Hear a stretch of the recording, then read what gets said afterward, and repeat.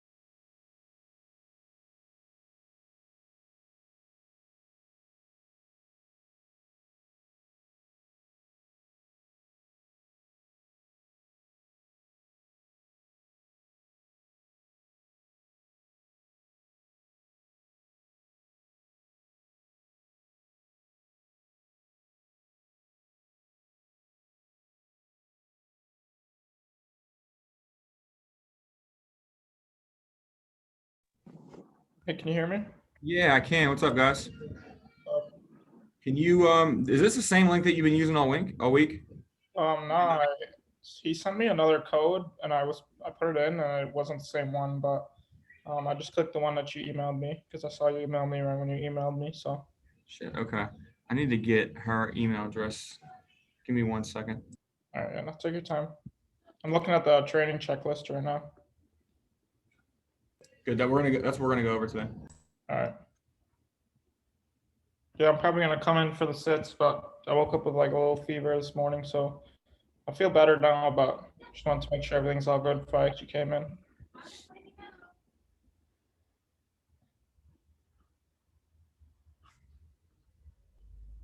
Not that.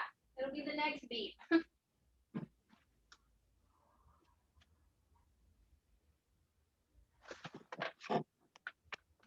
Oh wait, what happened?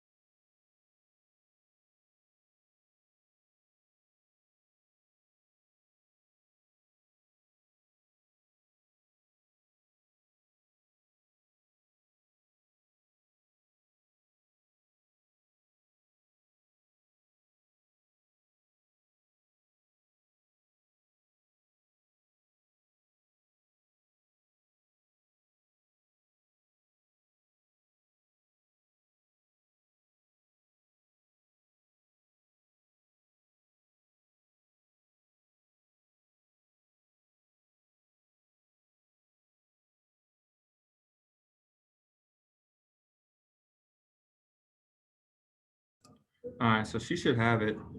Just send her the link. It's just gonna be us three today. Or that probably what came back as invalid. Maria not gonna be on. Huh? Maria's not gonna be here on today. No, I'm trying to get her this, but Gio gave me the wrong email address. Give me a minute. Do you want me to text it to her? I have her number. Yeah, if you want to. Yeah, that's perfect. That's awesome. Good stuff. Just give her the meeting ID. Yeah, that'll work perfect. You are the shit, Amanda. Thank you. You're welcome. Let's see, how do I get there? Is it?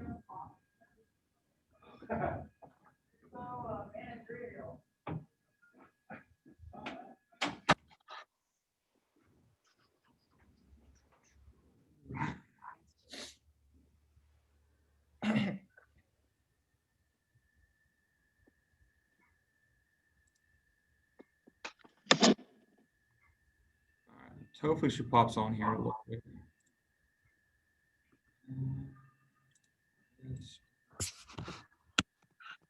All right. So we're gonna make it pretty quick for you guys. Probably be done by about 12:30 or so, and leave some time for questions if you have any. You guys are kind of okay because basically you're in the same team we are, so you always have, my number and can ask me any questions.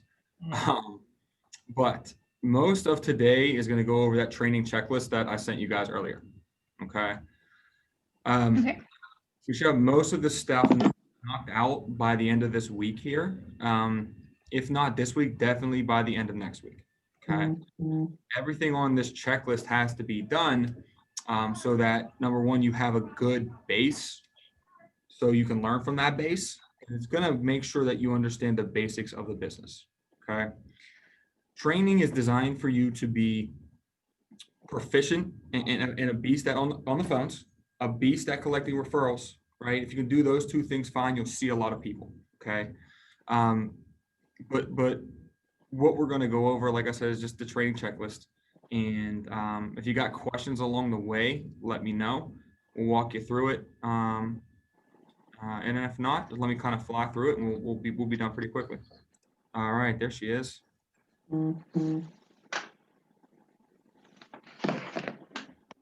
Hi. All right, Maria, how you doing? Good. How are you?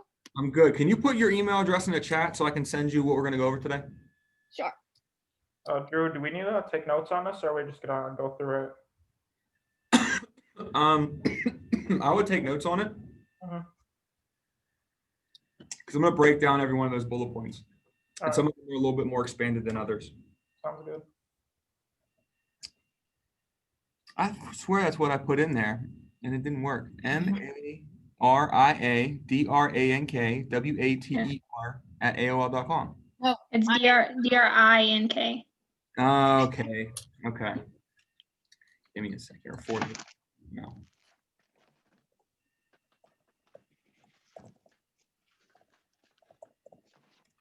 Okay. I knew it was Maria something about water, but I couldn't remember what it was. You should have got it now, maybe another second or so. Okay. All right. So the good news about training so far with you guys, have you all seen, pretty good success?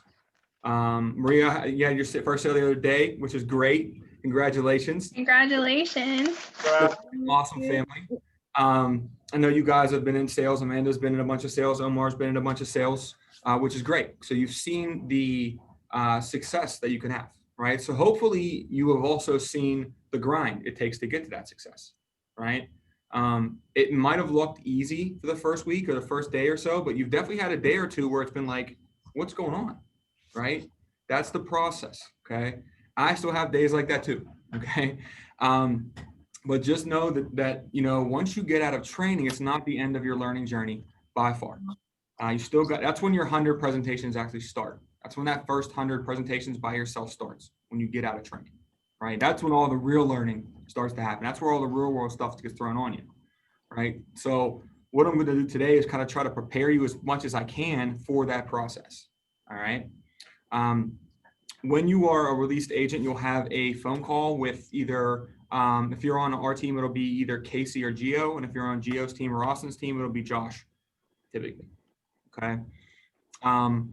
But the release is usually on like a Monday or Thursday morning, and they'll go over a bunch of different things on it.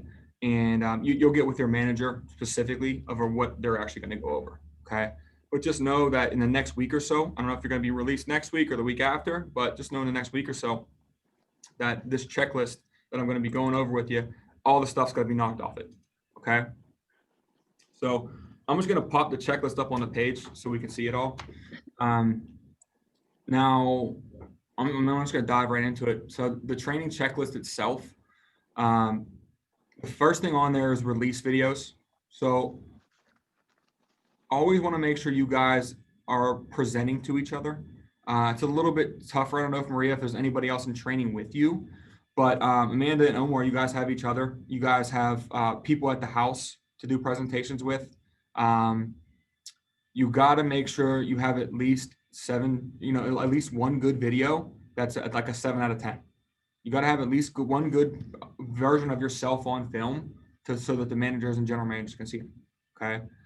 We used to have Tommy watch them, right? But at that point, that's putting more on his plate than he really needs. So that release video is definitely something we need to have. We have a checklist on that as well. But that's something that in the third week is typically done, like because you guys don't have formal training any morning, afternoon next week, so you'll have time to do a presentation with somebody. I would suggest Amanda, you and Omar get together, or all three of you guys get together at once, get in a Zoom room, hit record on it, and send that to the managers. Super easy, right? Anybody got questions on that? That's kind of pretty basic. No? Okay. Next thing down, it says closes down, assuming the sale. The most important part of the closing process. So do we know what the most important part of the closing process is, guys? Solidify. That's after the close. Solidification is after the close.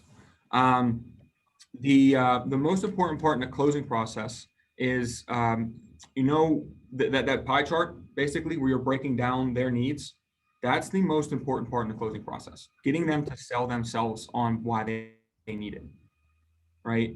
Making it real to them at that point, right? The better you are painting a picture in that circle chart and explaining why they need final expense protection, why they need income protection, why they need mortgage protection, right? That is the biggest part of the closing process, right? Getting them to sell themselves. And the most important question about that is, God forbid, Mary or Joe, you passed away tomorrow, and you can make sure that one of these was protected forever. Which would you say is the most important to you? Right? Keep in mind, there's no right or wrong answer to that. And they'll tell you what's most important to them. And then if they say what's the most important to them, don't just stop there. What you want to do is you want to ask them why it's important. So you said final expense protection was important. Why, Mary, why would your funeral being protected be important to you? Right? And she'll say something probably like, because I don't want my kids to pay for it. Okay. So you don't want your kids to pay for your funeral. That would be a big burden on them, right? And then people go, yeah. All right. So you always want to kind of go 2 or 3 layers deep when you're having that conversation with them there. And always use kind of the last couple words that they said in your first sentence. That makes sense. Like active listening. Our members especially want to know that you're paying attention and you're listening to their needs, right? What kind of company would we be if we didn't listen to what our people needed? If we were just shoving life insurance down their throat, it's not good. Retention would be bad. We wouldn't have clientele. There's a reason why we've been around for so long, right? And it's the reason why we're the same company for all those years too. There's no coincidence. It stayed under the same name. There's thousands of life insurance companies that change names every single year, right? So, but the closing process there, the more that you would paint the picture, the better you paint the picture, the less you're going to have to close, if that makes sense, right? I don't know if Tommy kind of went over this with you guys the first day, but did he do the presentation triangles at all for you? So where it's like rapport, like rapport, no cost, insurance, and then close? Geo did yesterday. Okay, good. Okay. Yeah, we've done that. Good. Okay, good. So you could see like rapport is super important, guys. It's one of the biggest parts of the process, and that'll help assuming the sale too, and it'll help the close. The more you build rapport, the less you typically have to close. All right. Now, the other big part of closing it down is taking it away from them, if that makes sense. So what I mean by that is once you have them narrowed down to typically a price, so like if that $150 was comfortable for them, you know, what you want to do is immediately take that away from them, right? Or if they want to think about it, you know, while you're thinking about it, the company's going to think about you too, and we got to go through these medical questions to see if you could even qualify, right? You want to pull that away. So as much as you need that protection, Mary and Joe, as much as, you know, your family needs it, as much as I'd like to help make sure you had it today, you know, I got to make sure that you could qualify for it first, right? So that's one, you know, one big thing there is taking it away from them too. Right? That's the only thing that saved our sale the other night is that's what Blake did. Yeah. I mean, because it's not a lie. I see people every single week that are in their mid 20s and 30s that can't qualify for life insurance because they have ailments. You know, like our company is a little bit more stringent than most. All right, but our benefits are better. They're 100% guaranteed whole life. You know, our benefits are great because of the clientele that we have. Right.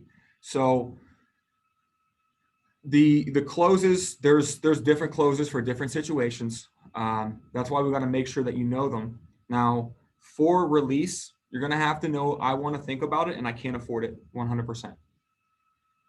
Right. The reason why we have you memorize those two is because the script is ultimately designed to narrow them down to one of two things. Either I want to think about it, or I can't afford it. That's what the script is designed to do, to put them in two different directions. You can always kind of typically work about, like, I can't afford it. You can work with that pretty easily. You can adjust numbers, things like that, right? But them wanting to think about it is something that's built into the presentation as well. That's why we go over the mandatory read-off letter. That's why we say the so basically paragraph, right? That's why the whole time we talk to them, we're talking about an enrollment period, you know, during your enrollment period. We got to make sure this is taken care of. You get your foot in the door while you're, you know, still in your enrollment period, right? People are familiar with that. You know, it's how health insurance, you know, was in the past 5 years, right? They had 2 months to get it, right? It's how their insurance works through their jobs. If they have 1 week basically to get their life insurance or their health insurance at their job, or they have to wait another year, right? It's that way with us too. I mean, if they don't get the benefits, either they got to wait another 18 months when that card gets resent out again, or they have to call us on the phone. And you guys know how busy you are, right? What are the chances that maybe would even squeeze you in, right? So, anybody have questions on, like, assuming the sale closes, anything like that? If you want, you can give some more details on assuming the sale. Okay. So assuming the sale, another really good way to assume the sale is once they get through the medical questions, the next thing you want to do, they go through the medical questions, they qualify, they're like, yeah, you're like, you know, great. So what it looks like here, Mary and Joe, from what I can see on the page here, you guys are pretty healthy, right? So it looks like you would be able to qualify for the benefits, right? Now, next thing you're going to do is swing right into giving away the money. Go right into the beneficiaries, right? Assuming that they already healthy, assuming that they're already okay with the $155 a month, right? Next thing we want to do is we want to give the money away. So Joe, if you died tomorrow, who would you want to make sure this money went to? Mary, okay. Now, if something happened to Mary and you together, or Mary before you, who would you want the money to go to then, right? Getting the two beneficiaries. Once you get the beneficiaries on there, you kind of on the app just want to work from the top to the bottom, right? Just assume it every single time. Just keep going through it. You know, assuming the sale really goes back to just keep flowing through the presentation. Assume like everything that you said, you know, is normal, right? Because the minute we deviate from the script, we're deviating from every other member that we're seeing, right? If we give every member the same experience, the same high energy, right, you're going to get more people to enroll. Now, I know not everybody that you sit down with has the same energy, right? That's your job, though, to bring it to that point. The better you are at that, the people that are great in this business have high energy all the time during the presentations. They're always moving around. They're having a good time with them. They're louder. They speak with more emphasis, right? But assuming the sale, if you want to get back down to it, Omar, is more or less just kind of making sure that when you're going through it with them, you just keep following the same process. You know, you go right from the needs analysis to the explain the benefits, and then roll right into the application. All right. But I mean, the closes you're gonna get more and more that you see in that first 100 presentations. Like that's why you got to know your closes when you first start, especially I want to think about it. Okay. And there's different closes that you can use. I'm sure you'll hear them in a closing workshop, in the next couple of days or weeks, but you can even look at closes online. Like there's things that work for certain businesses. There's things that don't, and there's certain closes that work for different benefits than others, but what you need to know for release at that point is making sure that you have that takeaway. Mary and Joe, what's the most important thing to you, right? I know that Gio's really big on this. You would typically go, Mary and Joe, if I had to ask you what the most important thing to you was, what would you say? And they would typically tell you their family. Mostly every single time. You might have one or two jokesters that say, oh, my truck out in the back. Really, man? That's the most important thing to you? If someone said that to me, I wouldn't laugh. Like, you don't want to laugh at that point because you're trying to be serious, right? And if you laugh, he wins or they win, right? Because they broke the seriousness of the conversation, right? You can even start this conversation with let me ask you a very serious question, Joe. Now, Joe, what would you say is the most important thing to you, Joe? Most important thing in your life? Your family, right? Family, okay. So now, Joe, if I asked you to put a price on your family, how much would your family be? He would say priceless, right? There is no price, right? And I would say, I would agree. I would say, yeah, Joe, there is definitely, no price that you could put on your family, right? Now, fortunately, there is a price to protect your family, and it's $167 a month, right? But the good thing about that is that's just like 1 week of your pay or 1 hour of your pay each week, So you could always just kind of work with whatever number they give you at that point, right? And, let them know that like your family's priceless. There is a price to protect your family, right? As much as you need that protection, as much as your family needs that protection, we have to actually make sure that, you could qualify for that protection, right? So what we're going to do is we're going to go through the medical questions, right? I'm just assuming that everything I just said there worked, right? So I'm going through the medical questions, assuming their health. Not assuming their health. Sorry. You never want to assume their health. You always want to ask those questions no matter what. That's going to help underwriting. It's going to make it more serious to them. Like that's one area where you kind of don't want to joke around is during the medical questions. You kind of want to be a little bit serious with them. Just because it puts a real like tone on what we're doing. Like it's a serious tone. Like you need to qualify for this medically, But like I said, Omar, you're gonna a bunch of different closes, man. Most of them are in your script. We can get you some extra ones if you want to practice those too.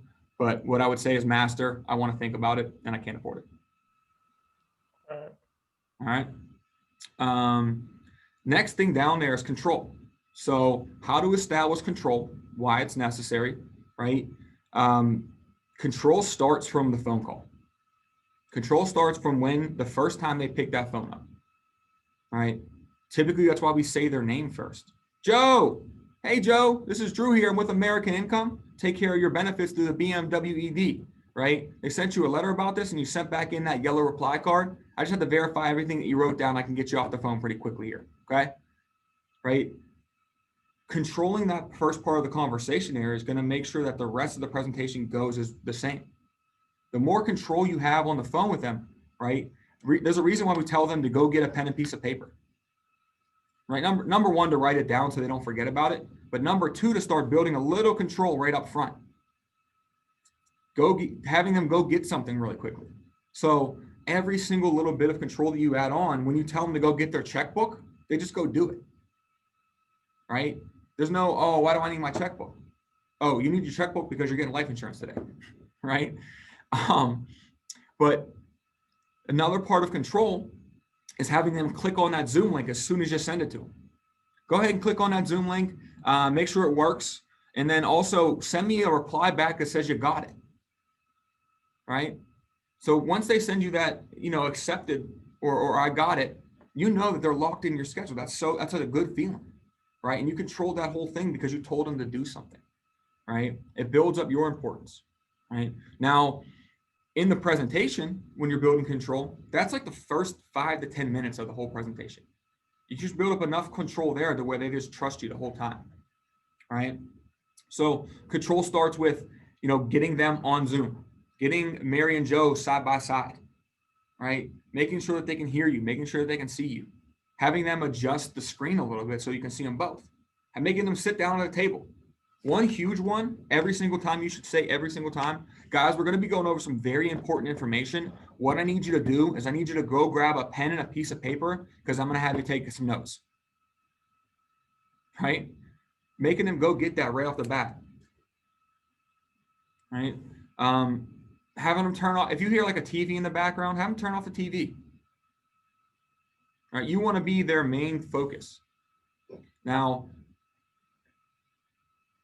when you're building control, there's a couple ways to do it.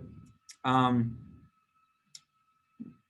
of them that's really you can't use much anymore is actually when you're in the home with them. I mean, you might be able to go into the homes, but when you're in the home with somebody, if you're like a big overbearing force, you're a bigger person, right? You're just naturally going to have control of a situation. That's just, human nature, right? But the types of control I want to talk about here are, very knowledge-based control and professional control, right? So if you act like a professional the whole entire time, they're going to treat it as a professional sit, right? Now, I know Austin has a lot of fun in her presentations, but she's super, super professional every single time, right? You want to make sure you don't use words like dude and guy and things like that. You want to use professional words, right? You want to stay away from things like that. But control it. Once you get them to do certain things during the whole presentation, you're going to have them, take notes, write this down, right?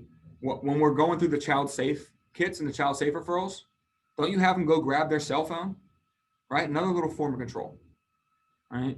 Making them go get their doctor's information, making them go pull their policy, right? The reason why you want to build that control at the beginning is because, if you have to go get them to go get their life insurance policy, if they don't trust you and you're not controlling that situation, they're not going to go do it. Even if they know exactly where it is, they're going to tell you, I don't know where it's at, right? It's a little easier in the home to combat that. Like, oh, just go ahead, I'll take 5 minutes, go look for it. You can say that on here too. And they're like, no, I don't want to go get it. I've had a lot of people go get it though, because if you build up enough control, they'll trust you enough to go get it. You got to show yourself as the expert. Another way where you're going to build control at is during the term and whole life drawing, showing them that you're an expert at this, right? Showing them that you've done this before, right? You wouldn't like, if a guy just opened up his shop to go cut hair, you never cut hair before, would you go to his store? Probably not, right? But if he's been cutting hair for 10 years and then just opened up a new store, maybe, because he has the professionalism about it. He's done it before, right? So there's no way to get you experience and to just actually do it over and over and over again, right? But you kind of have to, I even hate to say it, but like fake it till you make it at that point. You got to be in control of that. And just remember, like, these people don't know what you're supposed to say in the script. They're not going to call you out like, oh, you said something wrong in the script, right? Just remember that. They're going to go with you, So, but why control is important is because the person that has control, it wins that situation most of the time. making sure that they're together. You're going to get a better response from both of them. One thing about control that we need to start doing a little bit more is making sure that both husband and wife are in the camera. Sometimes the husband will be outside of the frame. Sometimes the wife will be outside the frame, making sure that they're together, right? Paying attention. One good way to keep making sure that they're paying attention is tying down, like asking tie down questions, right? So that makes sense to you, Joe, right? And if he shakes his head, I'm like, what was that? Is that a yes? Right? Like getting them to go that extra mile to say yes a lot.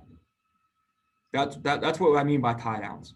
Getting them to say yes over and over and over and over and over again, so that at the end, when you're like, is that comfortable for you? They're like, yes, right?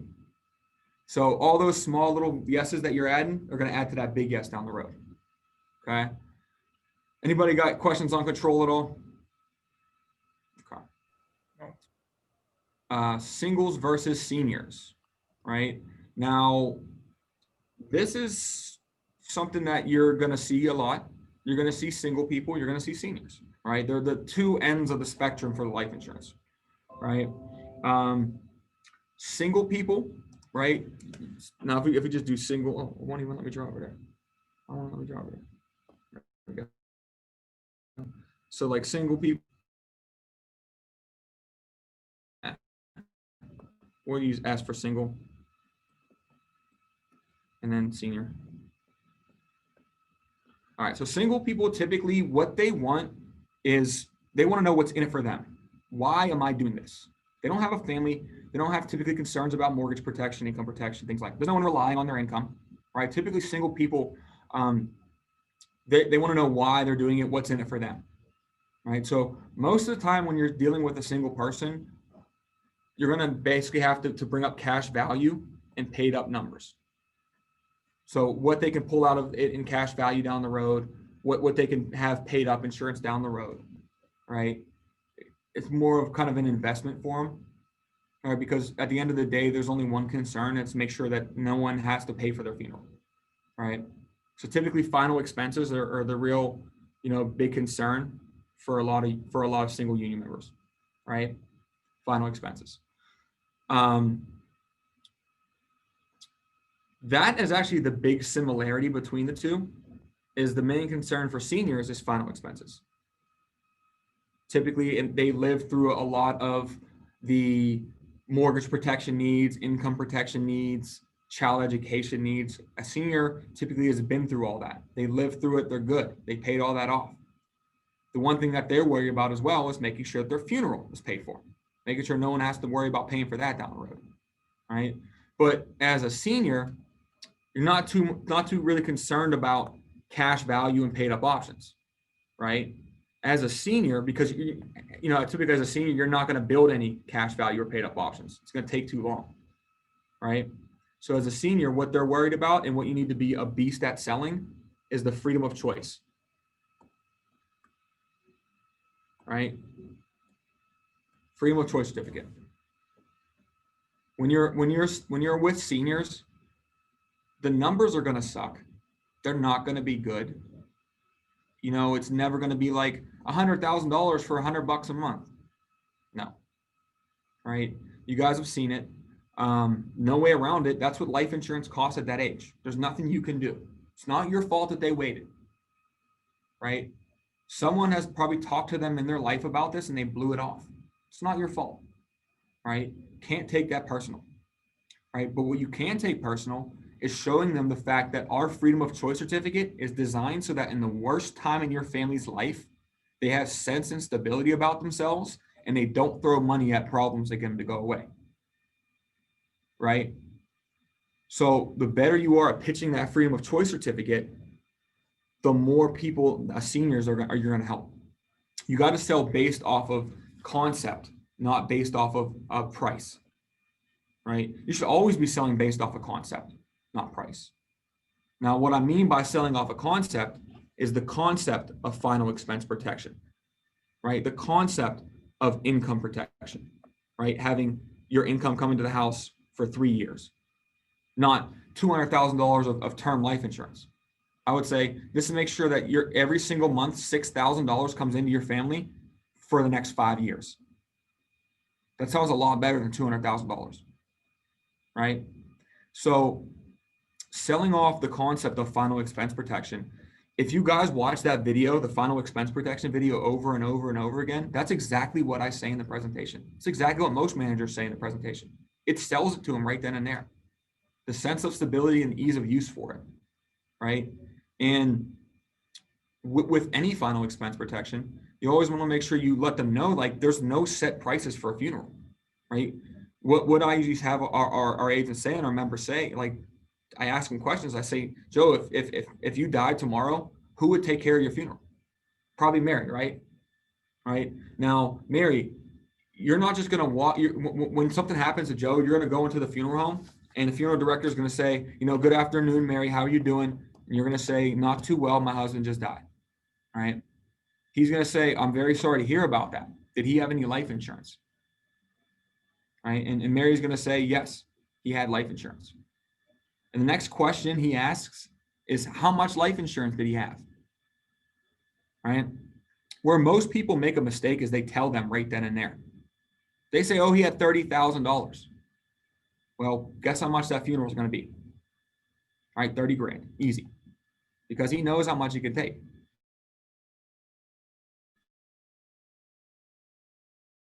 There's no on the back of that certificate. So the member can negotiate the amount that they want to pay, put it on the back, give that certificate to the funeral director. From that point on, that member doesn't really have to do anything else, because the funeral director typically makes that claim. He calls that 1-800 number, and then 2 checks get issued. One gets sent directly to the funeral director for everything on that certificate. The other check gets sent right back to the beneficiary, tax-free, lump sum, 3 to 5 days later, wrap up any other costs, right? And when I'm doing this part, I always make sure I say your freedom of choice certificate. I give them ownership of it before they own it, right? It's a very small little thing, but it makes a huge difference. I'm telling you. The and your, two very small words, but they make a big difference, right? You guys will realize that the small little words you're saying are going to make a big difference, right? So singles versus seniors, I mean, like I said, that they are 2 very, very different typical spectrums, but they have the same basic inherent need, and it's final expense protection. One you're going to have to break down based on need. The other one you're going to have to break down based on why they should have it. So cash value, paid up options, what's building money for them. All right. So do you guys have any questions on single seniors? I have a quick question to the singles part. When you're paying up, when you're describing the 4.5%, your bank account on steroids, give me more to that. We don't have to necessarily say it in our presentation, but if they ask, is it 4.5% annually? When can I start taking it out? Like, can you describe that a little bit more? Because I don't have any information on that. Yeah, definitely. So, can you guys hear me? I can hear you, but you're a little Can you guys hear me? Maria? I can hear you. Oh, it's lagging. Yeah, you're just a little. Okay. Okay, we're good now. All right. So, am I still lagging? No. Okay, we're good now. I see Maria's back. You're not. Okay. Oh, there. So what that means is our cash value builds at a guaranteed at 4.5% for every single dollar that they have in there. So it builds at 4.5% every single year. So the more that they're putting into it, the more the cash value is going to build. Right. So if you have someone who's paying $10 a month versus someone who's paying $100 a month, definitely the cash value is going to build faster because they're putting more money into it. Right. Now they cannot touch that. The cash value doesn't start until owning the policy for 2 years. Right. So it starts building after 2 years. Now they can pull that cash value out anytime they want after that. It's theirs. They can use it forever, whatever they want. All they have to do is call home office and say, I need my cash value. The home office doesn't even ask any questions. They just give it to them in a check because it's their money. Right. Now, if they pulled that cash value out of the policy. What was that? No penalty? No, I mean, there is, so the only penalty is for this, if they don't put it back, it does get an 8% interest rate every single year. It does grow at 8%, the debt. So here's an example. So let's say this person had a $100,000 policy, right? And at 65, their cash value was, I don't know, 35,000. Right? If at 65 they pulled all this money out, right? If they kept paying for the policy down the road too, if they just pulled that money out and kept paying for it and they died, their family would get the 100,000 minus the 35,000. So any cash value that they pull out, they have to put back in, or it'll come off the face value. Okay. That makes sense? Now, the cash value itself, if they pulled that 35% out, next year it's going to be 8% more that they have to put back in. Does that make sense? Mm-hmm. So if they're pulling cash value out, typically it's going to grow. The loan value is going to grow, and by the end of it, they'll have to subtract it from their face value when they pass away. All right. Hopefully that helped explain a little bit better there. Okay. Did that clear up your question? Yeah, is there a difference between if they, at 65, if they continue to pay on their policy versus if they don't? If they just pulled that 35,000 out and stopped paying, the policy would lapse. Okay, gotcha. Makes sense. Okay. So if they wanted to keep the 100,000 protection, they would still have to keep paying for it. Okay, got it. Now, if you get to a certain point and you have a paid up option at 65, and their paid up option was like 70,000, they could stop paying for it at 65, and their family would get that 70,000. They wouldn't get the full 100, but they get the 70. But they don't have a payment from 65 on, you know? So it's kind of like prepaying the life insurance. Does everybody come with a paid up option? Every whole life insurance comes with Because I cash. got the chart. Yep. Okay. You had a question, Omar? So if they pull out the cash value, I kind of learned this in the training I did, honestly, but it's kind of confusing. Mhm. So if they take out cash value and they have paid up, do they subtract the cash value that they took out and then they pay up the amount that's subtracted from the cash value? So like you did the example of 30,000 out of 100. Yeah. They would take away they would take away the loan value you owed from the paid up value. Yes. Okay, and then they'll take away interest as well, right? Correct. Okay. Yep. Good questions. Good questions. Anybody else? Any other questions? No? Okay. Next thing down, how to handle an uninsurable client. I don't know if you guys have run into those before. I know Omar did. I don't know if you have, Maria, or you, Amanda, but I'm sure you have. All right. An uninsurable client, someone who can't qualify for the coverage, right? Maybe they have bad health, something like that. Maybe they don't have a bank account. You might run into some people that don't have checking accounts. It happens.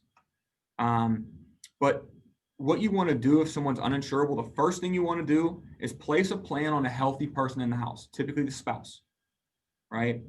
What that's going to do is that's going to build up cash value that person can use ultimately down the road to pay for that funeral, right? So you're not just going to put a normal plan on them. Let's say the needs analysis was like, hey, you need 30,000 on Joe and 30,000 on Mary, right? But Joe can't qualify.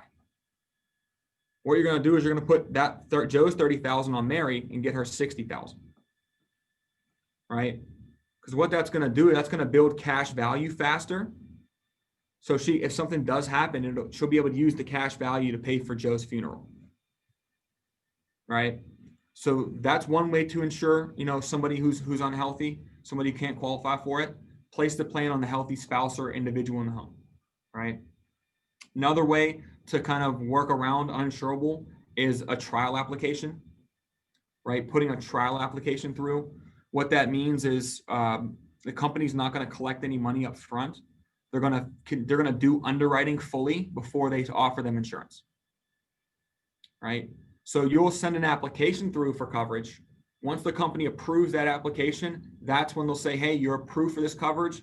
It's going to be this amount of money every single month, you know, and they'll send a letter to them and they'll mail the policy to the office here. All right. Now, the typical trial period is like typically 6 to 8 weeks, sometimes a little shorter, sometimes a little longer. All right. And then ultimately the last thing you can do is collect referrals. All right. But when you're collecting referrals, you always want to make sure that you hit on why you're collecting the referrals at that point.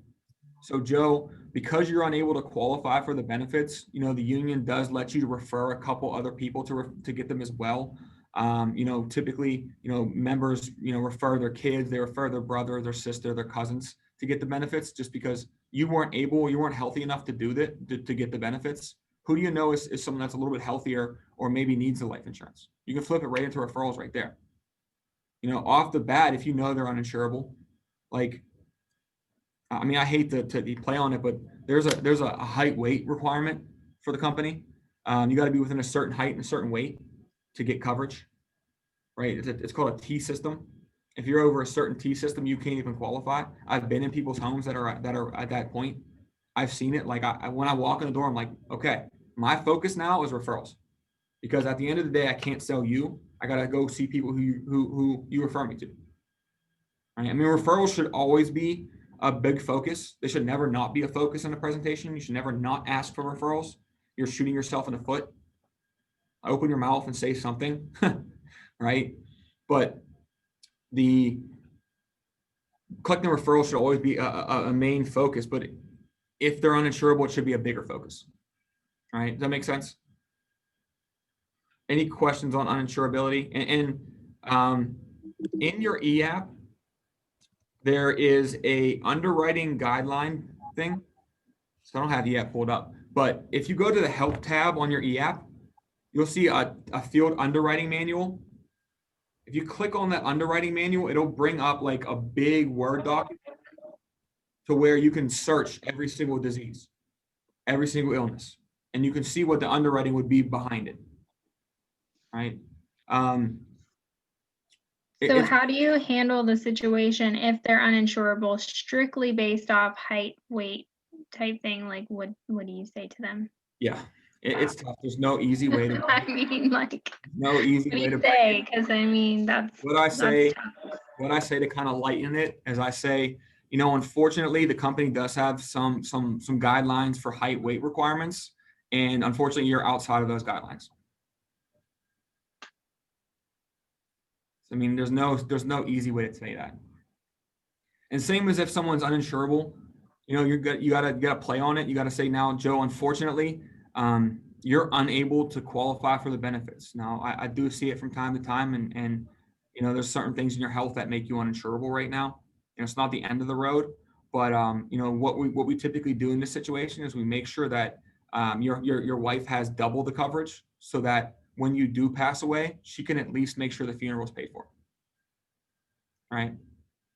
So you kind of want to, there's no easy way to tiptoe around that question, Amanda, especially in the height weight. You just got to say, you're a little bit off from what the company looks at, height weight requirements. Put it on the company. You have nothing to do with it. It's not your requirements. All right. Just put it on the company. So you have to say the words, but put it on them. Anybody, any other questions? Nope. Good. Okay. When to use a senior presentation, right? So a senior with our company is considered 60 years or older. Anybody who's 60 or older, right? When you do the e-app, the presentation looks different, right? I don't know if you've done a senior e-app by yourselves, which you guys should definitely be doing, practicing every single day. The senior presentation looks a little bit different. It's more simple. There's less videos. The videos are more direct or quicker. The one big thing that's different is the mandatory read-off letter pops up before the needs analysis, not after the needs analysis with the senior. Right, so that's the really only real big difference. And then you'll notice when you're looking at the actual application, right, the super combo, it'll say senior super combo, right? And it's a little bit more simple as well, because they can't really get term policies. It's going to be strictly graded whole life. Right. So the values of those are smaller as well. It's up to $30,099, you know. And the one thing I want you to realize here is there are guidelines right now with COVID. Our company changed a little bit with guidelines. Typically, anybody up to age 80 could get 30,000, right? It's actually my biggest sale I've ever had. I have a 78-year-old that got 30,000 the whole life. He's paying like $340 a month, right? But he's making money in his pension and things like that, and he needed the coverage. But what is going on now is anybody that's age 70 or older, the maximum amount of coverage they can apply for right now is $5,000, which it's rough. It stinks. But due to restrictions, due to COVID, things like that, that's why they have us do that. But what you can tell the members is what we're going to do is we're going to apply for the $5,000 today. Once it gets approved, we can actually apply for more. We can get you up to where you need to be. All right. So, and there is no real like different levels. Like there's not select life, executive life, preferred life, right? It's just whole life, WL. All right. But there's not really much difference in the presentation, senior or single wise. It just looks a little bit different. That's all. And I would suggest you guys do a couple senior presentations so you guys can see it. All right. Any questions on that at all? Nope. Okay. Referrals. All right. So I went over in training class with you guys pretty extensively on referrals. They're the most important thing in this business. You guys need to get referrals. You need to collect them. You need to go see them. You need to sell them. They're easier to talk to on the phone. They already know why you're calling. You sat down with their mother or their brother or their cousin, right? They're already familiar with you. One thing you need to do before you get released is collect a minimum of 50 referrals. You need 50 referrals. That's going to show us that you know how to collect them, number one. And then you need to have at least one referral sale too. Got to make sure that you sell somebody that's a referral, right? They're easier. They close higher. They're typically 2 out of 3, not 1 out of 3, right? And just remember when you're collecting referrals, you got to say the parts of the script that are there. A child safe referral collection script. I mean, Danny Ryan on our team, he was having the worst time collecting referrals. You know why? He wasn't saying the words on the piece of paper. That's it. Seriously, that's it. He said the words on the piece of paper when I was in a presentation with him. The lady gave him 15 referrals. He called all those 15 referrals last night. He set 6 of them. Right? So Danny set himself up for success for saying words on a piece of paper. Right? So that's why that script is important. Now, what I'm going to do, I have another form of collecting referrals at the end of the presentation. It's called VIBS, V-I-B-S. I'm going to send that to you when we get done here today. That's something you guys should study, right? But there's no like replacement for referrals. That's what I want you guys to understand. Like leads are great. Like you guys are walking into the business right now where we have a lot of leads. There's a lot of excess. Everyone's going to be getting leads. I don't want you to be reliant on those leads though. Like the leads are designed at the end of the day for you to collect referrals, right? Back where we came from, Arias agencies, when I went out, I moved out to Philly to like try to start a GA team and get that process started. I moved out there with Josh and Josh like left a couple months later to kind of like leave me on an island. When we went out there, they gave me 200 child safe leads that were anywhere from 1 to 2 years old. Right? So I still wrote business. I still made rent. I still paid everything I needed to pay. Right? It was tougher, but I've done it before, so I knew I could do it again. What got me through that though is collecting referrals. There was a point where I was like, I don't even need these 200 anymore. I'm writing my own business off my own referrals. Right? Where you're gonna like, and why I want you to collect referrals is the most of the point that you're going to collect referrals is child safe. Like, let's be honest, like that's where you're going to get a bulk of your referrals at. But those are some of the better ones because they're families that need, number one, education on life insurance and need protection as well, right? That's what you're going to run into a lot with child safe is families that don't even know how life insurance works or what it is. And they need it because they have a family, right? So collecting referrals is hugely important, guys, hugely important. We need to make sure we're doing that in every single home, all right? Any questions on referrals? No, we're good there. How to fill out an application, right? So that's the e-app. That's the super combo, right? Guys need to practice these. Practice them over and over and over and over again. Now that I have your email addresses, guys, I'm going to send you a Dropbox. In that Dropbox, there's going to be like days of training. So things you can re-look at. And then in that Dropbox, every single one of those is going to have a homework assignment. That homework assignment will give you examples of people to put into the e-app. It'll have you work all the way through medications, everything, right? So I want you to use those examples to work through that e-app, right? Like do 1 or 2 a day if you have some downtime. I want you to do it to where, I mean, I've been doing it for 5 years. I can fill out a super combo in 10 minutes. Quick. You got to be to that point because why this is important, especially for new agents, you guys, I don't know. And I was the same way. So I'm not like judging, but when it gets down to the e-app, you guys are like, oh, it's crunch time. I'm a little bit nervous. It takes me a little bit longer to get through it. You're thinking in their head, oh my God, it's taking me so long. I hope these people are going to still be here. Right? Don't think that. Please don't think that. You're helping these people. You've already got this far. What is another 10 minutes? Do it right. Right? Even if they're like, well, how long is this going to take? Sir, it's going to take a little bit longer just because I have to make sure that everything is in here correct and we send a clean application off the home office. I mean, when I sold vacuum cleaners, nobody backed out because it took me a while to fill out paperwork. So that's what you got to put. You got to keep that in your head. Like, sometimes agents will kind of freak out and they'll type in things really quickly and they'll miss things and it'll show errors and people are worried like, oh, there's an error on the page. They saw the error. No, like, no, just fill the error out. You're okay. Complete the paperwork, right? So need to make sure that you do those applications, guys, okay? Practice, practice, practice, right? When I was in my training, Josh Urenko did a lot of my training. He did the first 2 weeks, and then basically he went on a road trip for a week. So I was basically at the office by myself. You know who did a lot of my training that week? Tommy Vina. Tommy Vina did a lot of my training that week. You know what a lot of the training consisted of? Because he's such a busy dude. It consisted of him giving me examples. He gave me 3 examples every single day and told me to go do those examples and give him A, B, and C options and pitch them to him. That's what I had to do in training. Okay, so you guys back and forth with each other, super easy compared to being grilled by Mr. Vina.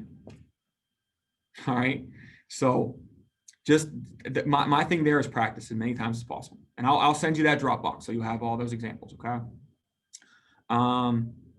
First 4 questions on the app and the first form they sign. So do you guys know the first 4 medical questions on the application? No? Not off the top of my head, no. no, I don't have it memorized. Those are the only 4 you got to memorize. Now, the reason why I want you to memorize them is because you know how slow e-app is sometimes. Sometimes it takes a little longer to click around things. That little bit of 30 seconds of dead space, we don't want to have, we want to fill that. So this would come right after you said, as much as you need the benefits, as much as I'd like to help your family get the benefits, we got to make sure you can qualify for the benefits. So we're going to go right into the medical questions for you, right? And then you start asking the medical questions as you're clicking into it, because it takes a couple of seconds to click around. So having those first 4 memorized, those are key, because typically after you see those first 4, you'll be into the page and you can knock the rest of them out, right? So those got to be memorized, okay? And then the first form that they sign on the e-app, does anybody know that?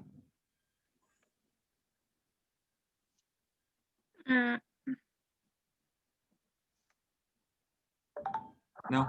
Okay. The application itself? So the first form that they sign is called the electronic application disclosure form. Oh, yeah, Oh, yeah, that's right. say that they can sign. So, yep, what that does is that states that they're signing everything electronically by typing their name in. It's going to create a virtual signature for them. All right. So that's the first form that they have to sign every single time. If they don't sign that one first, they're going to have to type their name into every single one of them. That makes sure that they can just click and push spacebar or the enter key. All right. So that's why that's got to be done the first form. Makes it easier on you guys, makes it easier on them, legality reasons. Okay. Now, next thing down says how to list meds and fill out addendums. Now, when you guys are going through the medical questions, you're going to have people say yes to things. When you click the yes, it'll automatically pop up an addendum for you to have to fill out. With those addendums, they got to be as clean and clear as possible with the information you put on them, right? Sometimes they'll pop up and, you know, you might have an addendum for a driver's license. If they don't have a driver's license, just put don't have a driver's license. Like, don't overcomplicate it, right? But how to list meds, this is question number 29B. If they answer yes to if they take any prescription medications or they've been hospitalized in the last 5 years, like 29B and C, those two, they're going to bring up a medical addendum sheet. And in that sheet, it'll be like 4 or 5 little boxes. You'll just fill out what medication they take, why they take it, the hospital that they go to, how long that they've been under that care, and the date that they were there. It's pretty simple to fill out. It's not very difficult to fill out addendums medical wise, but those examples that I'm going to send you have medical ailments that'll pop up addendums that you can practice on. Okay. So make sure that we get that down. Any questions on that section at all?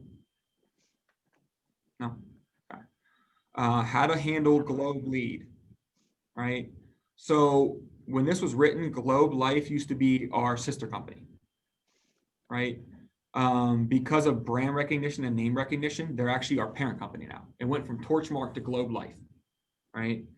Globe Life, they're predominantly, they do everything online or on the phone. Actually, a lot of it's through mail, to be honest with you too. But they don't have any live field representatives. There's nobody that goes out and stops the members and gets them on Zoom or does anything like that. We take care of all that. So you might get some leads in your lead pack that'll say Globe lapse lead. That means that they had life insurance through Globe, they let it lapse. Our job is to get it back on. Those might be few and far between. You might get them, you might not get them. Sometimes we have an influx of them. Sometimes we don't have any. But Globe Life, just know that they're our parent company, right? And if we're dealing with one of their leads, typically it's either a lapsed lead or something like that, right? But the reason why we handle it, once again, is because Globe doesn't have any live field agents. We're the field representatives in their area, all right? Are they all union people or they're not union? They're not union. Okay. Globe sends them a mail out or an email and they apply. Okay. Like, you'll get Globe Life emails. And once you have your own email address set up through the agency, you'll get Globe Life emails. They send them to me almost every other day. Get $1 million of coverage for $10 a month, right? Something like that.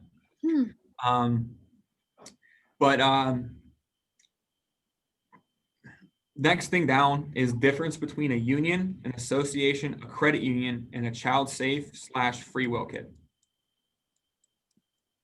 Right? You guys know the difference between them? All right, I'm gonna break it down pretty simple, okay? So a union is typically a group of people that work together. They work in the same industry, they do the same job. Now, within that union, there's different parts of the job. Like, it might be a Teamster that drives truck over the road truck. Might be another Teamster who might be a police officer. Might be another Teamster who's a correctional officer. Might be another Teamster who works at sanitation, right? So what it is, it's a group of people who are paying union dues toward their organization. They work together and they pay union dues. Some union dues are a couple $100 a week. Some union dues are $10 a week. Just depends on how much money they're making and basically what their union's asking for, right? An association is a group of people who get together around the same common interest, right? So some examples of associations are like snowmobile associations, the ABATE. I don't know if you have seen any ABATE. They're a bikers association. Elks clubs, Eagles clubs, what are those called? VFW halls, things like that. Those are associations. Those are a group of people who they have one common interest, and it might be just sitting around drinking at a bar. You know what I mean? But typically those people, they don't pay really dues. They may pay like an annual membership fee or something like that. But the main reason why they're together is they're around the same common interest, right? And then a credit union is a group of people who bank together. They got the same bank, right? Now, credit unions are a little bit different depending on where it's at. Like the University of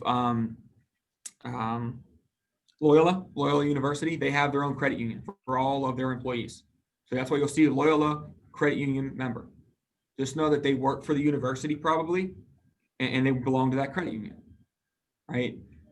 You'll see DuPage County, credit union members. Just know that a credit union, guys, is different from a bank, right? A credit union is exclusive. Like typically they don't let anybody in there. And the main reason why is because everybody's interest rate affects each other.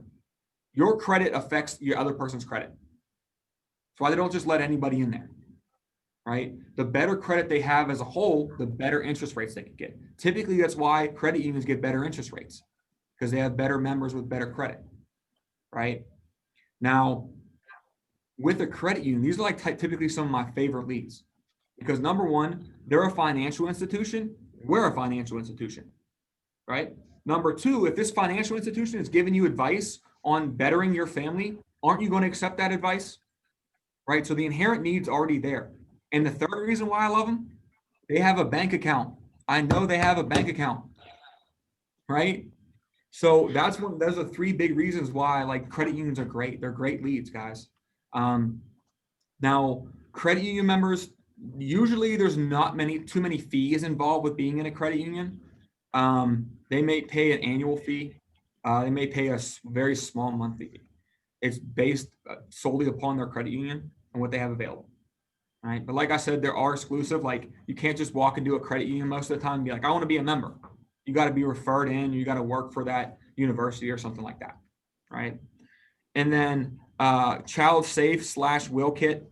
Those are leads where people actually are requesting these either online through Facebook or through our company's website. So if our company does do a little bit of Facebook advertising, you might see it on one of your pages sometimes. Sometimes I'm scrolling through and I see a child safety kit ad. I'm like, oh, there it is, But just know that the main difference between the child safe and the will kit and then every other union member is that there's not any PR attached to the child safe or the will kits. There's not any PR that we have to worry about. Now, that doesn't mean go wild and be a dick and treat the members with disrespect. That just means that we can do a little bit more with them. We can call them at different hours, things like that, right? With the other three, there's PR attached. They're union-based. What I mean by that is if you get complaints and we get complaints from that union, they can cut that whole union off. We could lose 30,000 members. Now you're not just taking money out of your pocket, you're taking money out of every person in this pocket's agency, right? So when you're dealing with a union member or a credit union member or an association member, got to have a little bit more care, right? Got to be a little bit more professional. All right. When you're with a child safe or a will kit, you can kind of let loose and have fun. All right. Any questions on that at all, guys? So I had a couple of people whenever I was calling the other night or last night, that basically said they talked to their union rep and their union rep said that not to worry about this, that they don't need it, and that we already have any information we need and not to talk, like basically don't talk to us. What union was that? I don't remember. I have it written down somewhere over here. Please, But you send that to me. 'Cause that's an issue. I gotta talk to PR. Someone's gotta get yeah, back out. because I was like, and I sent it to Blake, and I don't know if the guy was just like saying that to get me off the phone, but I had 2 different people say that. Okay. So- Was it maybe the firefighters? I don't No. think so. I want to say it was a branch of the Teamsters, but I'm not 100% sure. Okay. If that ever pops up, on their read-off letter at the bottom, they can call the home office or their representative through AIL. Typically, guys, they're going to talk to their union rep, and their union rep has never heard of us because our company doesn't go to their union rep. Our company goes directly to the president of their union, Okay. right? So their union rep might not have any idea about what we do. So that's why he's just saying, you know. But anytime that does happen, anytime you get pushback with a union or they're like, I need to talk to my union rep, let them talk to their union rep, send them all their information again, email it to them, right? And then reach back out to them. And then Okay. let us know that you're having some pushback at that union so we can get our PR team back out there. Okay. Okay. Very good question. Very good question. And just let me know on anything that happens like that, let your managers know. Okay. Okay. Any other questions on those unions, credit union association? Okay. Next thing down, how to handle objections at the door. Right now, we won't really have to be going door to door, so you don't have to worry about that, right? But objections you might get over the phone. Those are what your rebuttals are for. You're typically going to get like 3 rebuttals. How long is it going to take? Does my spouse got to be there? Why can't you mail it to me? Right? Those are typically the ones you're going to get every time. Now, what it goes back to though is we need to make sure that when we're sitting down with these people that they have both husband and wife there. No one legs. We can't do that. You're never going to sell a one leg. You will. You might sell one, but chances are they keep that policy. Not good. Because they're going to talk to their husband or wife and they're like, I got this life insurance policy. They're like, why the hell did you do that? I didn't talk about this. Cancel that. Right? I've had it happen. Right? So objections at the door, some of them you might get are like, why do I got to go get my spouse? You know, when they're on Zoom, why do I got to go get her? Well, you know, because we're going to be going over some very important information that pertains to your whole family. And I don't want to play a game of telephone because you know how that works. Right? I tell you one thing, you tell her something different. It's not what I said.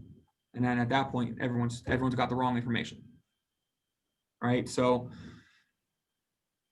objections at the door, you're really not going to have to worry about too much because that's typically like when we're door knocking and we're making sure that we have their benefits with them. You might be like, hey, you know, why are you at my door? I'm here because you don't answer the phone, right? But typically you don't have to worry about that one.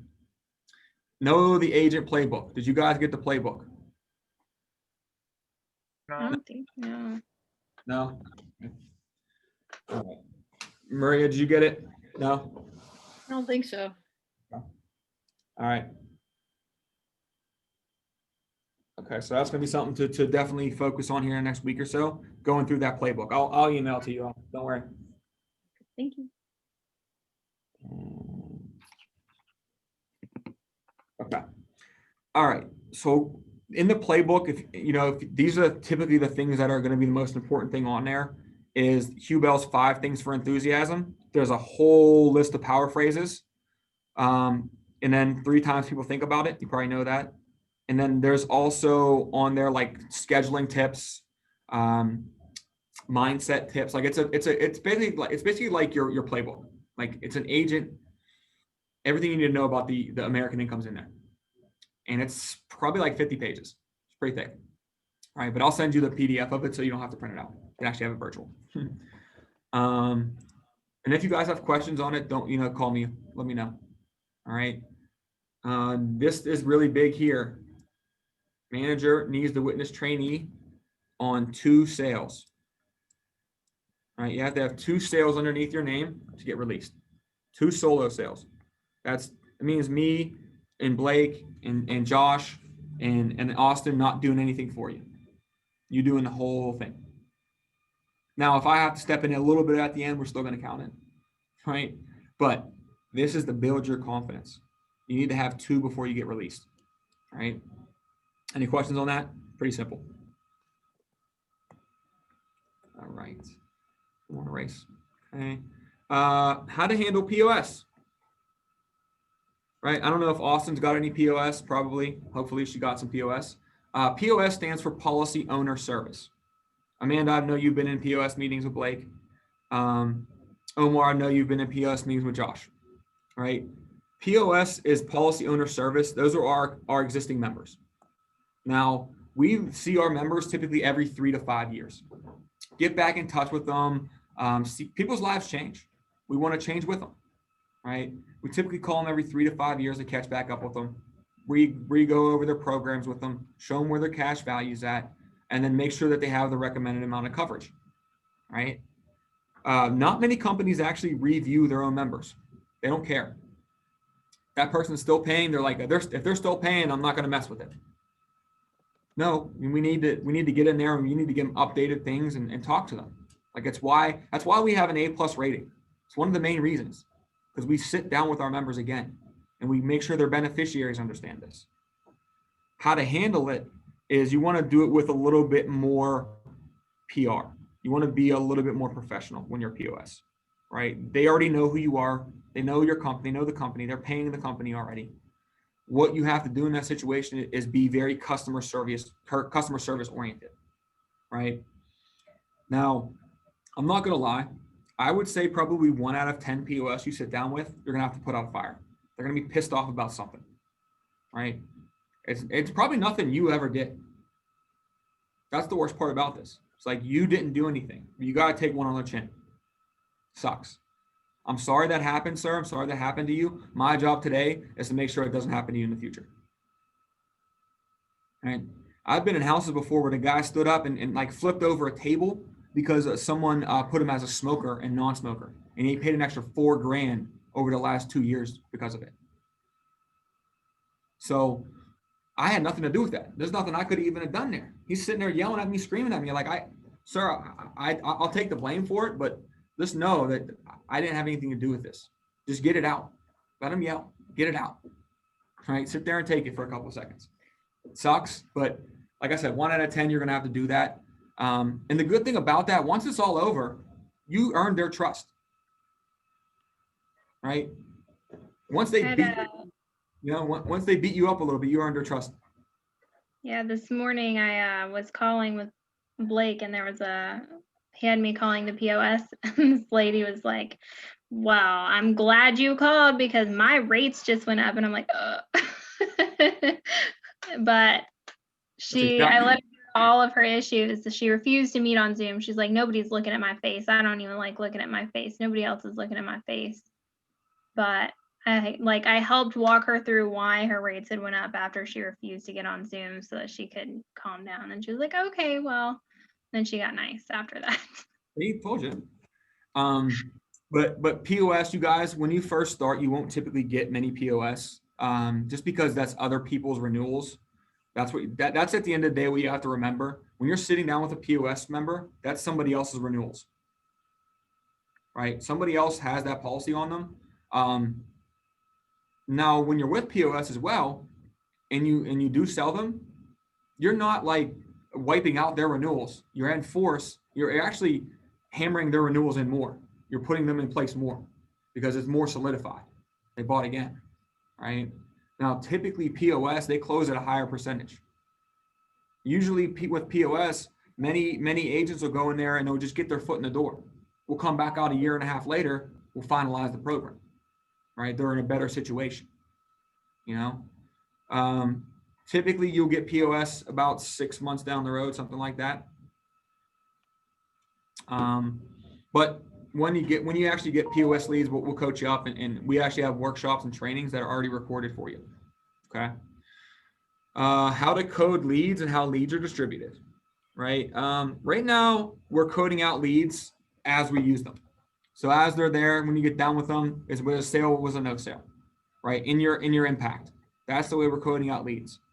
When you get your own leads, you need to be like so on that to where you know exactly who your members are, who you see and who you didn't see. Leave notes for yourselves in impact.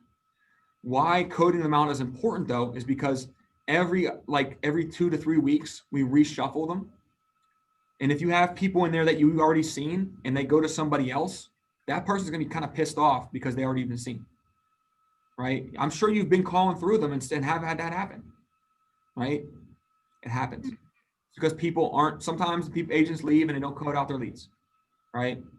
But while you have control of it, please control it. Make sure you code out the leads.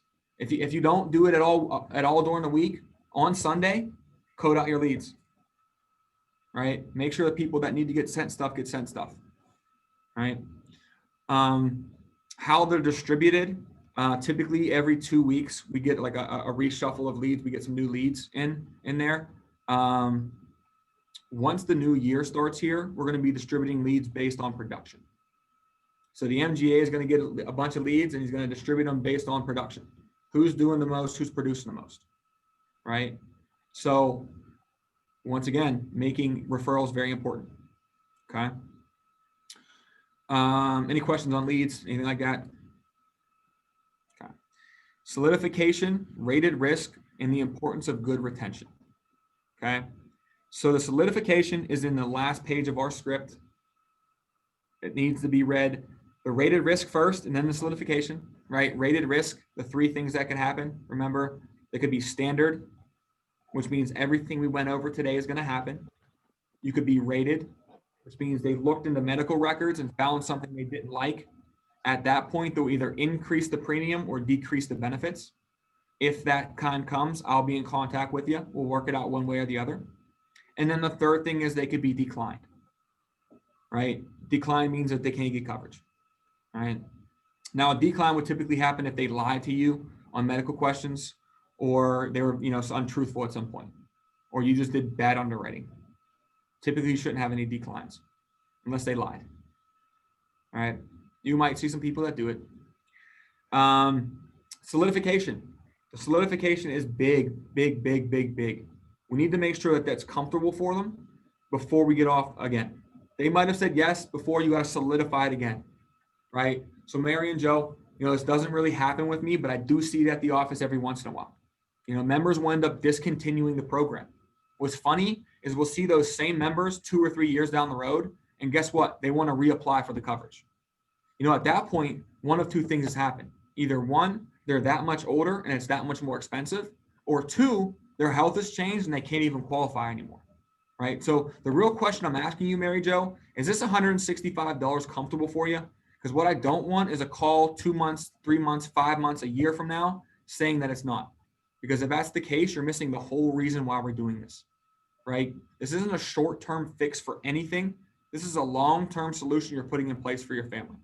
I just want to make sure we're doing what's best, what's in your best interest, right? And promise me that if anything ever does come up, you give me a call because we can work with it. So we can work out with this, right?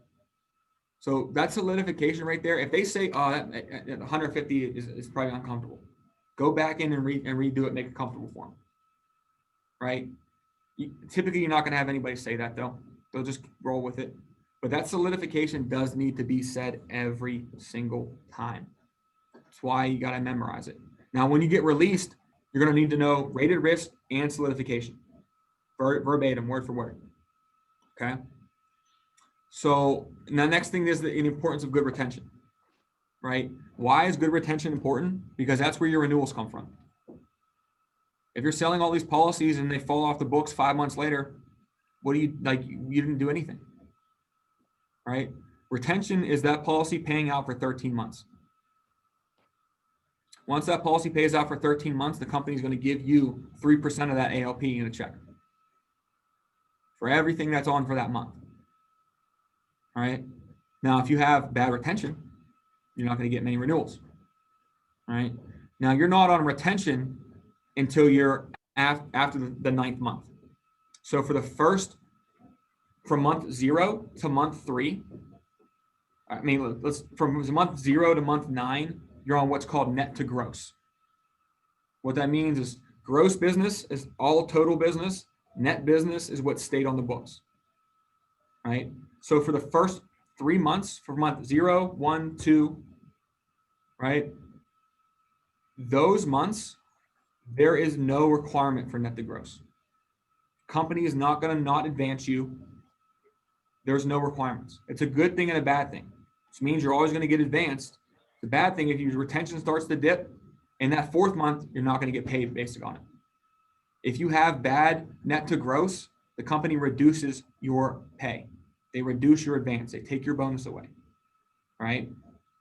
Now, net to gross from month 3 to month 5 needs to be 84%. And then from month 5 to month 9 needs to be 80%. That's to get a full bonus. If it's higher than that, if your retention's higher, if your net to gross is higher, the company gives you a bonus boost. Right? So there's good and bads of retention. The good, if you got good retention, you're getting more money. The bad, you're not getting paid. Right? So everything, that retention is based on your solidification and your rate of risk. How much are you hammering home the point that they need to keep it? Right? Now, what affects that retention most of the time are policy mods and Wednesday bulletins. Right? Now, these are 2 things that happen after the application. So we already sat down with them, we wrote up the application, we sent it off to home office. There's 2 things that could happen to this policy. Right? I mean, 3 really, but 2. First thing is you could have a bulletin attached to it, an underwriting bulletin. Now, typically those come out on Wednesdays. That's why it's called a Wednesday bulletin. But an underwriting bulletin is something that the company needs to finish the underwriting process. Right? So they might need to call home office to, get medical records. They might need to call home office to make sure that what the medications are prescribed are the same. Right? They might need to call home office to get a physical done. They might need the medical paperwork. Just know that if it's a Wednesday bulletin, it's right now currently in the underwriting process. The underwriters need that information to finish it. Right? Now, a modification, a policy mod, is something after it finishes underwriting, the policy changed a little bit. Like they underwrite it for something different. Like if the height weight requirements were off, if they found out that they, abused diabetes or they had diabetes, maybe needed insulin, right? This means that the policy is modified from the original application. Now, this is where your trials would come through at. Once the trial processed and went all the way through, you would get a notification that, hey, this policy has been modified. It's going to be this much a month now. Right? You'll get mod paperwork on every one of your policies. Your job is just to call that member and let them know what's happening with their policies and make sure that they approve. Okay. There's a couple different things that could happen to those policies during the underwriting. They could NTO, which means not taken out. That would typically happen on a modification. That means the policy never got drafted from their bank account. They never got the policy they applied for. Right? Incomplete, INC. You'll see that with Wednesday bulletins. The company gives you basically 2 weeks to figure that out. They give you 14 days to get the bulletin done. Right? Now, with the bulletin itself, if you do not get it done, the policy will incomplete and never get issued. All right, so all that hard work you did to get them on the phone, to sit down with them, to go through the application, that 3 to 5 hours you spent with them, right? All that's going down the drain. All that hard work you put into is because you didn't follow up and get them to sign something. Okay, so stay on the Wednesday bulletins and modifications. Amanda, we go over them every single week. Every single time we have a team meeting, we go over them every single time. It's one of the first things we go over. Right, so if you have them, you're going to know. Believe me, we'll let you know.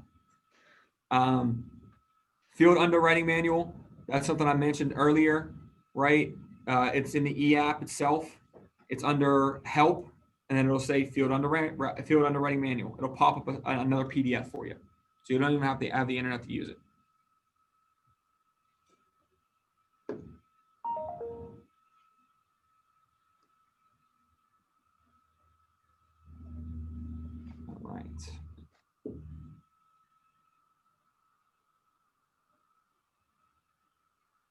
All right. All right. Sorry. Next thing down is strong phone presentation. Okay. Being a beast at setting appointments with people. How to set with the wife. How to maintain control through it. Right? Getting them to do certain things. The importance of scheduling tip number 8. So you'll have scheduling tips in that playbook. Scheduling tip number 8 is making sure that they're on the schedule the first time you talk to them. Getting them on your schedule the first time you talk to them, whether it's a week from now or tomorrow. Make sure that they're on your schedule the first time you talk to them, because every single time that they tell you, "Hey, call me back," there's a 40% less likelihood that they're going to answer the phone. Every single time. You guys have probably been through it. It sucks. Oh, call me back. You call them back, they don't answer. Call them back again, they don't answer. Right? It's frustrating. Set them on the phone the first time. Right? You can even set a tentative appointment with them. So tentatively, hey, Mary and Joe, I know your schedule's busy. My schedule's busy too as well, just so I can set you a time aside. I'm going to set the time between 12 and 2 o'clock for you, and I'm going to shoot you a phone call right before to make sure we're good to go. All right? Give them a time and date. How to set with the wife. Typically like that. I mean, that's most of the time, and I hate to even be like sexist about this, but most of the time, the wife knows the husband's schedule. They know when he's going to be home. They know this stuff. They might not tell you that. I don't know when he gets home. They know. They know. Typically, women will control most of the conversation. They'll control most of the presentation. Right? Now, you got to make sure that the wife is just as entertained and involved as the husband, if not more. Because at the end of the day, the wife is going to typically make the decision to say yes or no. If the wife says yes and the husband says no, the wife's going to make the husband do it. I mean, I'm just going off of basic experience of things I've seen in the last 5 years. I've had wives smack their husbands before to make sure that they got it. She was like, "Are you crazy? We're definitely doing this." Right? You don't have anything. So why I brought that up is because sometimes these wives will fill out the card for their husband. If it's neat handwriting, typically that's the wife filling that out. Not too many men out here have nice handwriting, right? I think mine's okay, but it's still sloppy, right? So why you got to set with the wife is because the husband might not answer the phone. They know his schedule. Set an appointment with the wife, and if it doesn't work, tell her to call you back. That's what I would say. If this time doesn't work for you and your husband, call me back. We'll figure it out. But right now, I need to make sure you're in my schedule. What else is down there? How to handle someone who has been seen in the past 6 months, right? What I would remember about that is they haven't sat down with you. They haven't seen you yet, Amanda. They haven't seen you yet, Maria. They might have sat down with Joe Schmo, but they didn't have your energy. They didn't sit down with you. They don't have your personality. You got to remember that. Somebody that Gio sat down with might not like him. Someone I sat down with might not like me, right? You just got to remember that, if they were seen in the last 6 months, the first thing you want to ask them, "Oh, okay, great. Did you guys get your folder? Did they give you your folder with all your life insurance benefits?" They say no. "Oh, no, you didn't get your folder. Oh, did you qualify for the additional benefits?" You got to make it like a crazy thing. "Oh, you didn't get your life insurance benefits." Oh my God. We got to get that changed today. It's probably why they have me calling you again. Got to make sure you get you enrolled in your benefits. Right? No. Who signed in? Hey, what if they say the opposite? What if they say, "Yeah, we got all that stuff"? Then you ask them what they got to make sure they're not lying. But typically, if you're getting that lead, does that mean they need something? It might be because someone didn't code it out right. Okay. Possibly. I had 2 that said that they had already sat down with somebody, they got all of their stuff, and they got additional benefits, like all this stuff. They're like, "We already have life insurance with you. Like, why are you calling me again?" Right? If that ever happens, go the PR route. Go, "Oh, I'm great. I'm glad that you got the benefits. My job was to just check up on you, see how things are going. Everything good? Perfect. Okay. If you have any questions, shoot us a call." That just means someone didn't code the lead out properly. That's all. collect 5 referrals. There you go. So I'm just kidding. been happy with the customer service so far? Great. Anybody else you know that can benefit from it? That's what I did with the lady who wouldn't get on Zoom after she liked me and we were fixing to get off the phone. She's like, "Is this the office number? Can I save this as the office number?" I said, "It's actually my personal number, but you are more than welcome to save it. And if you ever have anybody who would benefit from this conversation or just from learning a little bit about life insurance, you go ahead and give them my information. I'd be greatly appreciated," or whatever I said. And she was like, "Oh yeah, definitely."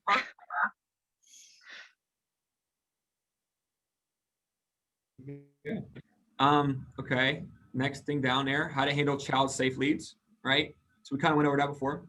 Child safe, typically younger families.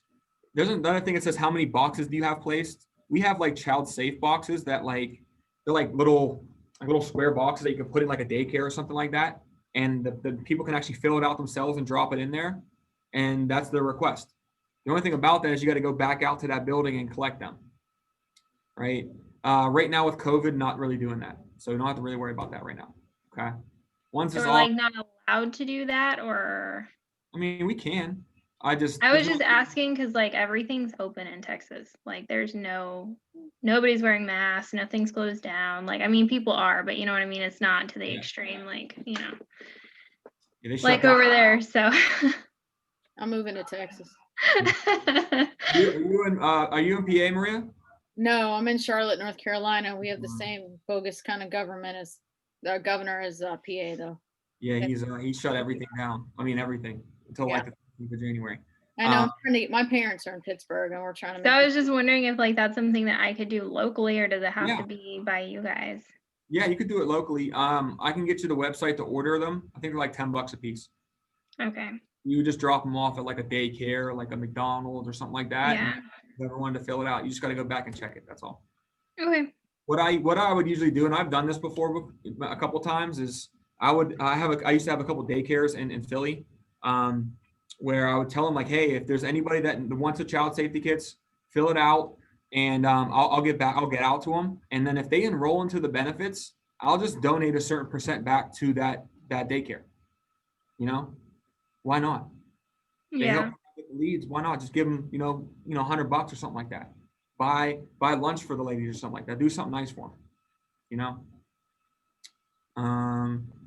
Big thing here, discuss public relations, no tolerance rule, no call, no show, 3 strikes, right?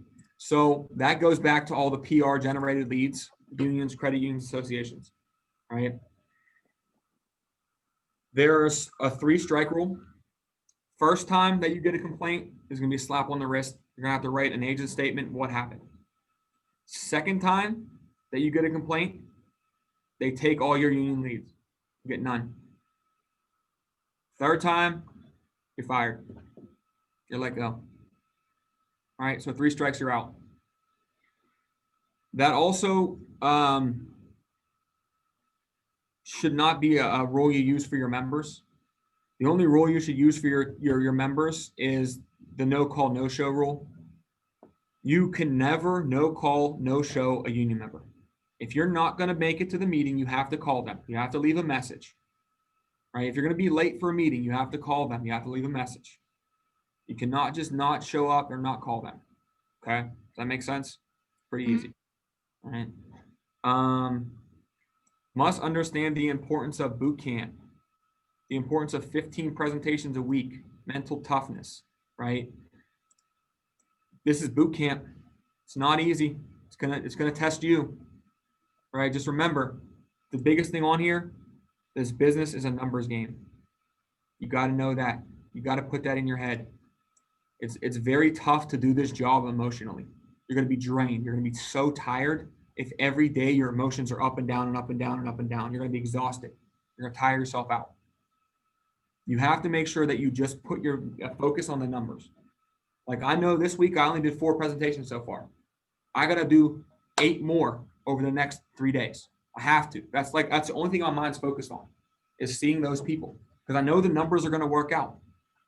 I know they're going to work out. I've been doing this long enough. I know the numbers are there, right? The system wouldn't be in place if the numbers didn't work out. We wouldn't be a company if the numbers didn't work out, right? Next thing down, have an ID badge or a lanyard. When you're sitting down with your members, it's great to have, we have a virtual one. We have a virtual ID badge. It's the first page of that slideshow that you have, Amanda. You can put your picture on there and your license on there. So you have them both. Show them it. Say, if I was here in person, guys, this is what, I would look like. And this is my ID. When I go out to people's homes, I do have an ID badge. I don't know if you can see it here. It just has my business card, and on the back, it's my union card. So when I go to someone's house, I have it around my neck. Just let them know, very professional. All right. And then the last thing says releases will be on Monday and Thursdays. You'll be released on this Friday. If you were going to get released this week coming up, the release list probably going to be next week. By that Friday, got to make sure you know everything. All right. Laptop on demand. That's just you having a laptop and having access to it. Right. So that's basically it. That's the training checklist. Right. A lot of it's got to be done and known before you get released. And a lot of this, keep in mind, is just the basics of the career, right? You're going to get so much more information, so much more things that you need to learn. This is the basics. This is your foundation, okay? Now, do you ladies have, I got a couple more minutes. I got a third interview at 3 o'clock. But you guys have any other questions for me about anything, or, hopefully your training is going well. Hopefully you guys are learning a lot in training. Are you guys doing a lot of the present? Amanda, you're doing a lot of the presentation, right? I know Maria did the whole one the other day. Oh, I didn't do the whole one. Don't go there. No, I cannot take credit. I did pieces. Okay. Amanda, you're all the way up to the needs analysis? Yeah, I haven't nailed down the 4 concerns yet. Like all of the verbiage. I can get the general idea across, and some of the, I can sell 1 or 2 of the things, but I'm not all of it. You know what I mean? So I'm going to send that stuff out to you. I'm going to send you the playbook in the Dropbox that has all the slideshows in it and everything. Don't do it because I told you to do it. Do it because you need to do it, and it's going to better your career. Okay. And just know what I want you guys to kind of take away from everything in training and everything that you're going to learn in the next couple of weeks with your managers. Just know that we've done it. I've done everything you guys are doing. I've probably done it harder than you guys are doing it.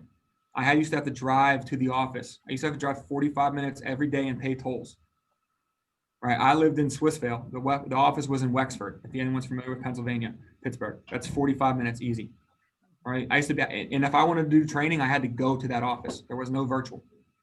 Right. So just guys, be one. And I'm going to leave with the same thing I left our team with yesterday. Please just be appreciative of the opportunity. Be thankful every day that you wake up. Because there's people out there that don't have an opportunity like this. There's people out there that don't wake up every day.